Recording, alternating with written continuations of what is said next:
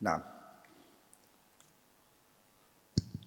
قال السيوطي رحمه الله: علم التفسير علم يبحث فيه عن أحوال الكتاب العزيز، وينحصر في مقدمة 55 نوعا.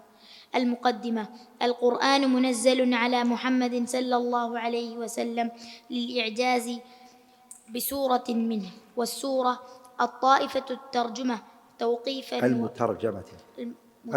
المترجمة توقيفا وأقلها 3 آيات، والآية طائفة من كلمات القرآن متميزة بفصل ثم من فاضل، وهو كلام الله في الله، ومفضول وهو كلامه تعالى في غيره، وتحرم قراءته بالأعجمية وبالمعنى، وتفسيره بالرأي لا تأويله.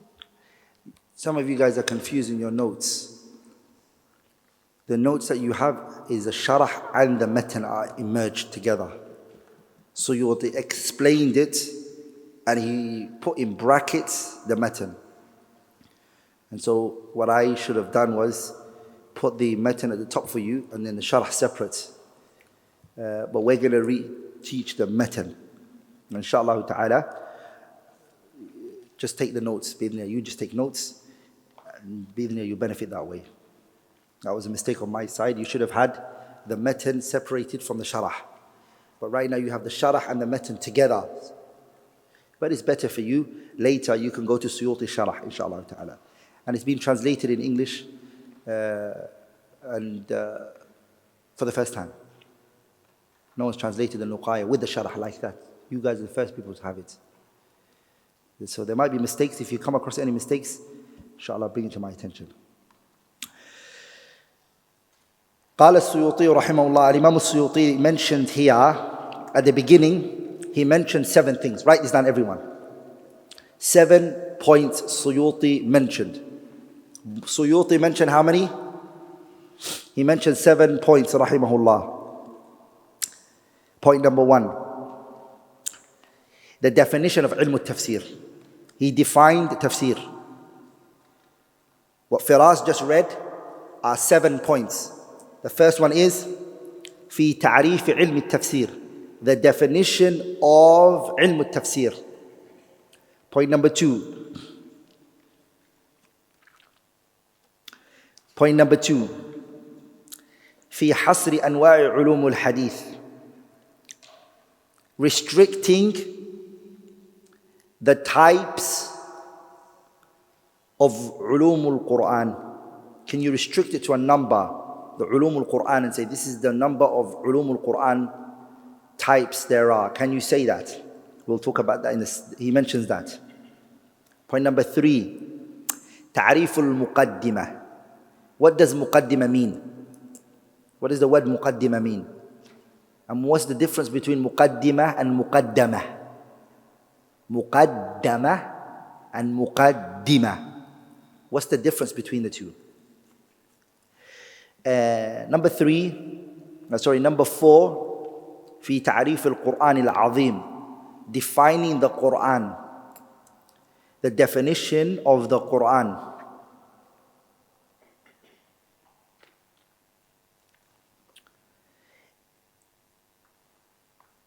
And we'll be speaking about 3 points there that the author rahimahullah said. في تعريف القرآن العظيم, we're going to speak about 3 points inshallah ta'ala when we're there. Number 5, في تعريف السورة, the definition of surah. The definition of a surah. What does surah mean? What's the definition of it? Number 6, في فضائل القرآن, the virtues of the Qur'an, وآياته, and the verses of the Qur'an, the virtues connected to that as well.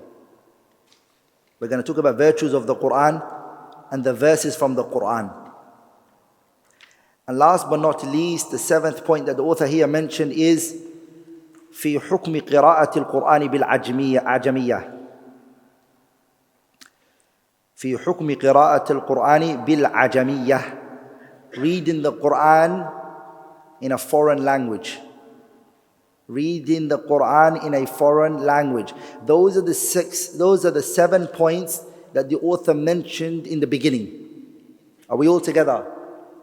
At the beginning, the author mentions those 7. So we're now going to go through each and every one of those. The first one is what? في تعريف علم التفسير. He started by saying علم التفسير is a what? علم يبحث فيه عن أحوال الكتاب العزيز. That's what he said. It's a science where in it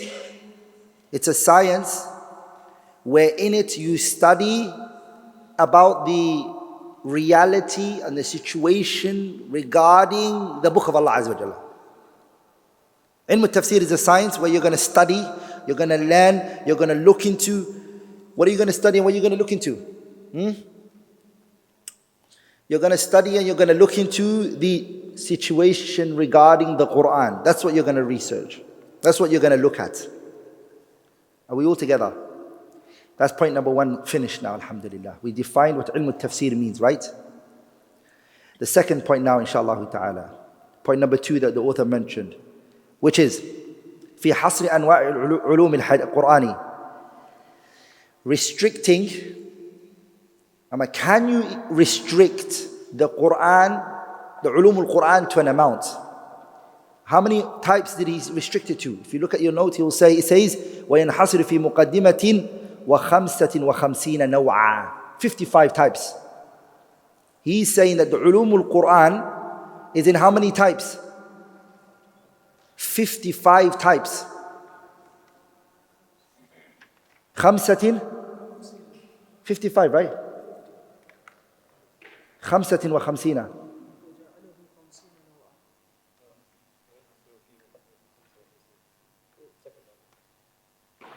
وينحصر في مقدمة. He made it in an introduction.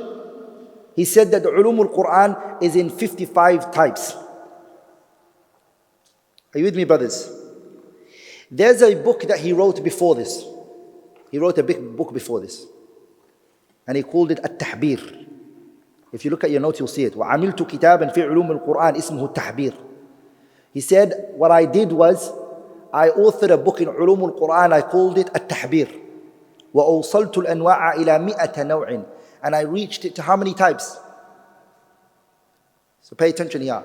He's saying that the علوم القرآن, I made it reach 100 types in my other book, التحبير. Are we all together? I'm at 102. When he authored his kitab al-Itqan, the book I said that's gold, al-Itqan fi ulum al-Quran, he put it together in how many? 80 types. Okay? And in this book, how many did he make it? He made it 55. He made it 55. There's another sheikh, his name is called Muhammad ibn Ahmad ibn Sa'id ibn Aqilat al-Makki. He has a kitab called Al-Ziyadat wal-Ihsan fi ulum al-Quran. He made it reach 154 types. It's a big book, I have it. He took everything in Al-Itqan and he added more to it. And he himself said, to be very honest, I could have actually pushed it to 400 types. Easily. So when Suyuti is saying here, the ulum al-Quran, the science of the Quran is 55, he means when I summarize it from what? From my kitab al-Itqan, my other book al-Itqan. When I summarize it, I can bring it into 55 types. But he doesn't mean that the types of ulum al-Quran is only 55, because there are other people who've written more than that. Okay? He himself has written more than that. So what he's referring to here is, it is 55 types. Is 55 types in accordance to my summarization from my other book, Al-Itqan. Okay? So here in this book we're going to be taking 55 types. Point number 3. He mentions the term al-Muqaddimah. He says introduction. The Arabs, they say muqaddimah and they say muqaddamah. Muqaddimah and what? Al-Muqaddamah. Muqaddimah and Muqaddamah. So, he's saying, Muqaddimah, if you make it a kasrah, which is Muqaddimah, it means it's an introduction for whatever's coming. It's a start for whatever's coming.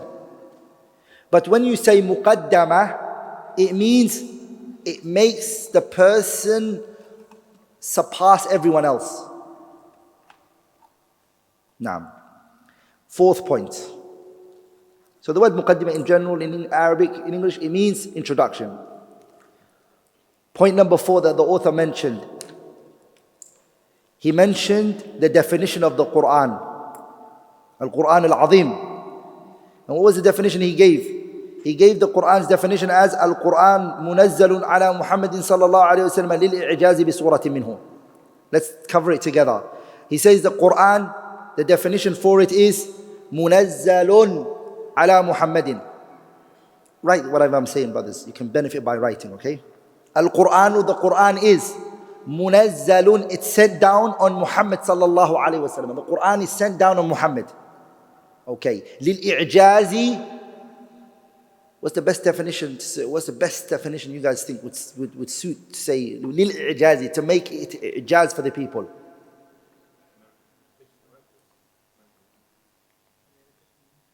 To make it miraculous. Is that all we can say? Okay, let's use that then for now. Allah sent down the Qur'an on Muhammad to make it a miracle. Bi suratin minhu, a one surah is enough for a miracle.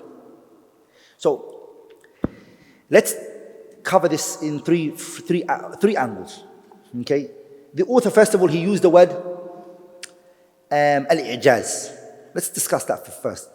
He said that the word, point number 1, the Shaykh rahimahullah, he used the word i'jaz. Are we all together, brothers? I want you to please keep with me here.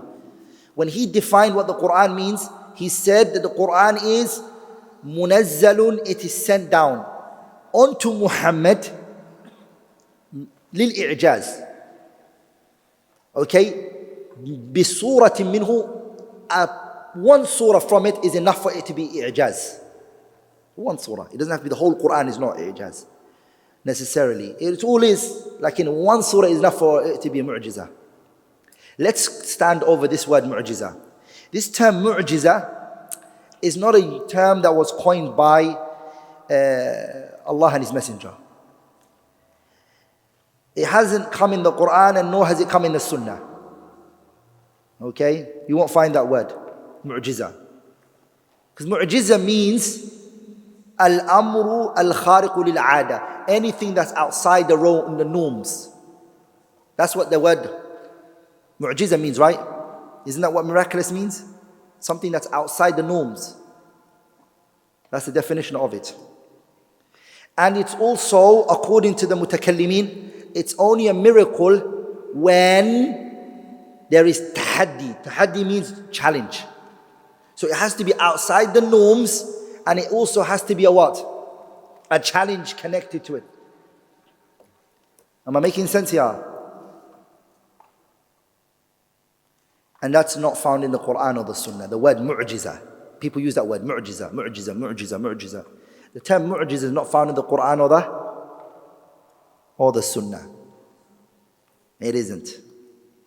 The words that are found in the Qur'an and the Sunnah are dala'il. Dala'il al-nubuwah. Or the word ayatul nubuwah. Or alamatul nubuwah.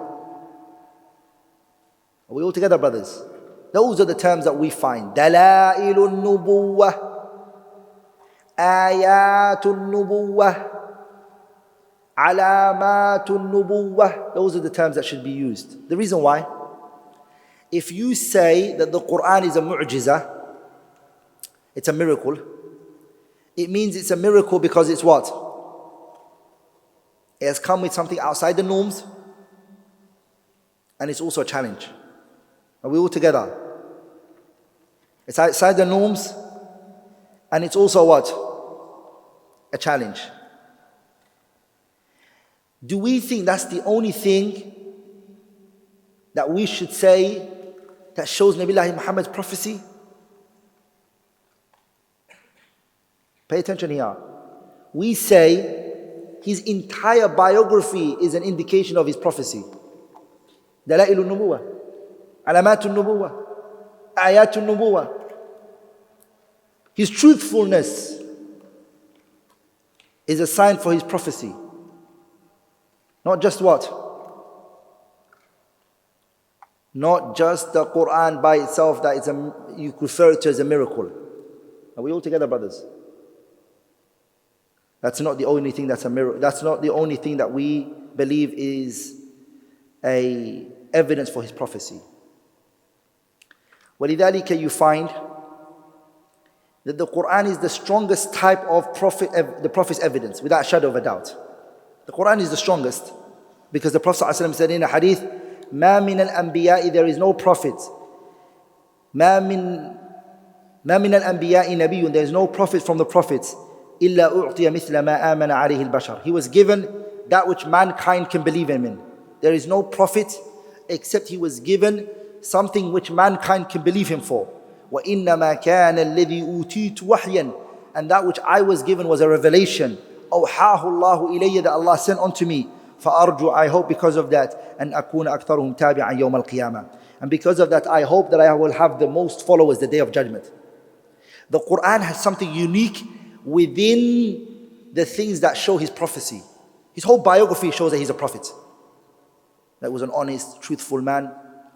The fact that he was illiterate, he couldn't read or write, and he came up with all of this, is a sign of his prophecy. True or false? Good.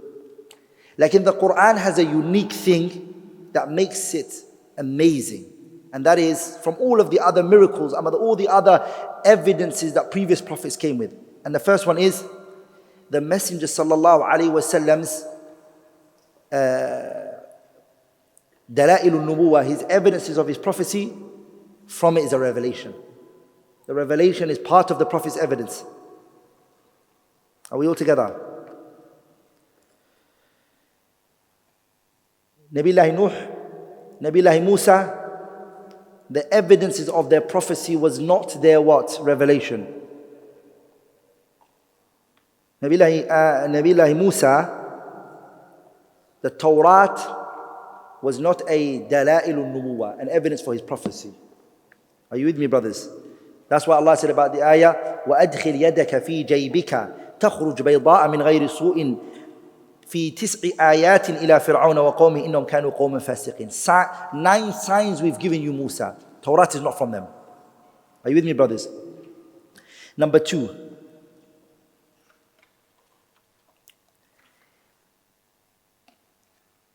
Nabiullah Muhammad's Dalail al-Nubuwah remains after him. Even after he dies. Even after he goes, alayhi salatu wasalam.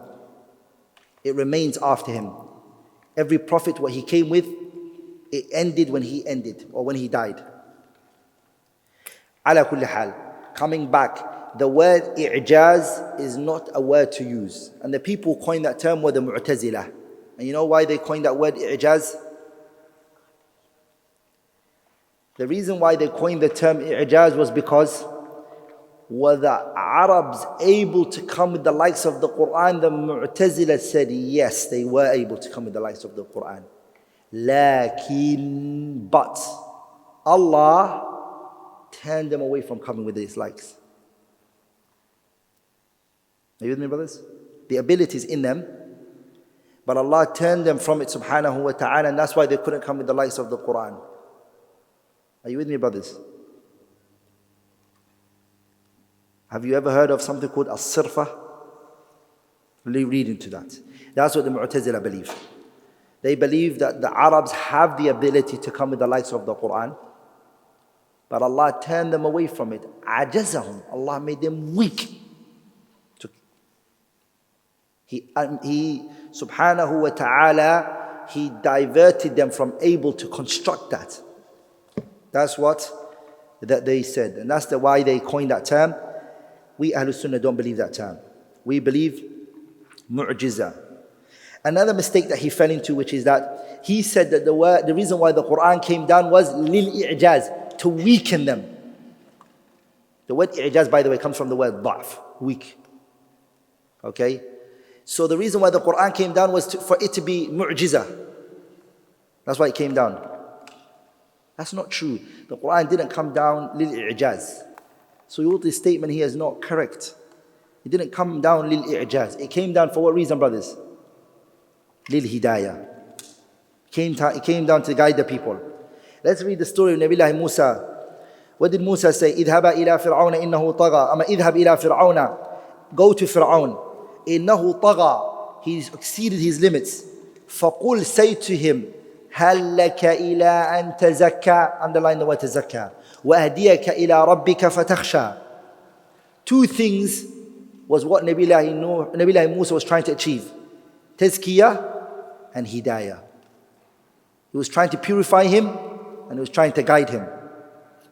And then the Qur'an, it hasn't come down lil-i'jaz, but it came down for what? Lil-hidayah. It came down for what? Lil-hidayah. It came down lil-hidayah. So let's go to the correct definition of the word Qur'an. Qur'an is al-Qur'anu kalamullahi. The best definition for the word Qur'an is the Qur'an is the speech of Allah. The speech of the angel is not called Qur'an, and the speech of the prophet is not called Qur'an. Al-Munazzalu ala Rasulihi, it came down on Nabiullah Muhammad. It came down on who? On Nabiullah Muhammad. Biwasitati Jibreel, through who? Through Jibreel. There's no other prophet came down with the Qur'an for Nabiullah Muhammad. Al-Manqulu ilayna bit-tawaturi, it came to us through multitude narration.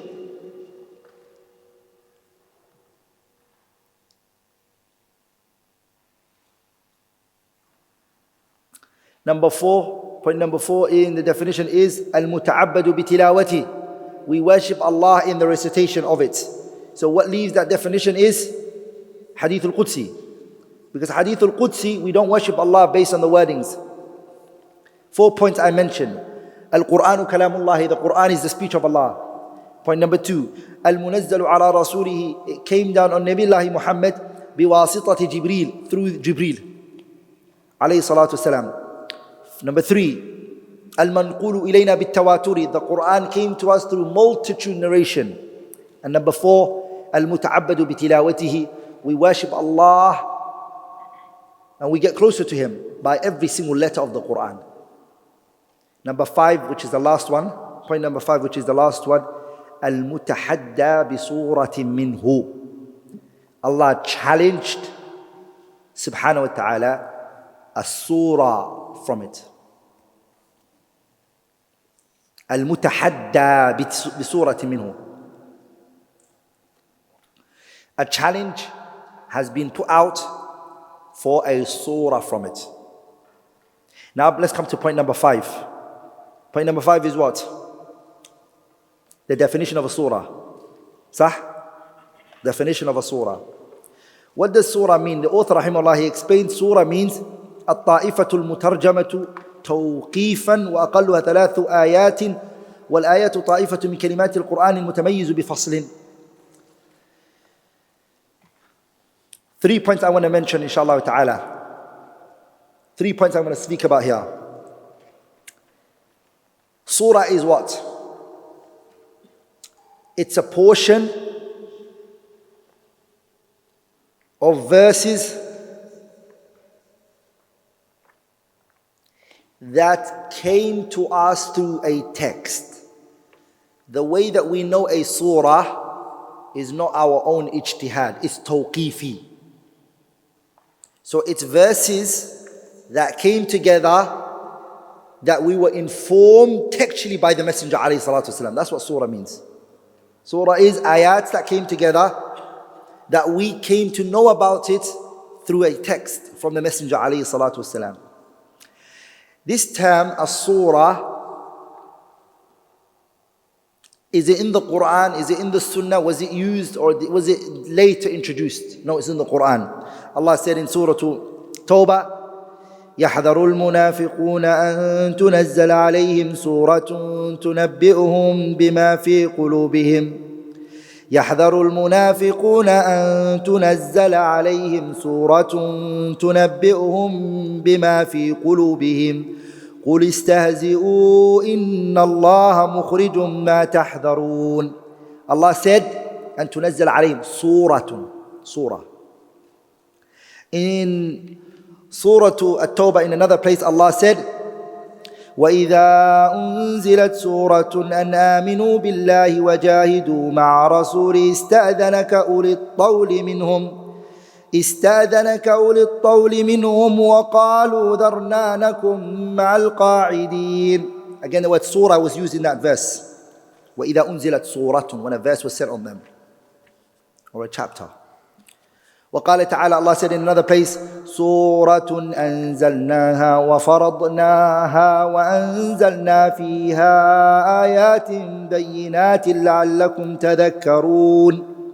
The beginning of Surah An-Nur, right? And in Surah Muhammad, Allah says, وَيَقُولُ الَّذِينَ آمَنُوا لَوْلَا نُزِّلَتْ سُورَةٌ فإذا أنزلت سورة محكمة وذكر فيها القتال رأيت الذين في قلوبهم مرض ينظرون إليك نظر المغشي عليه من الموت.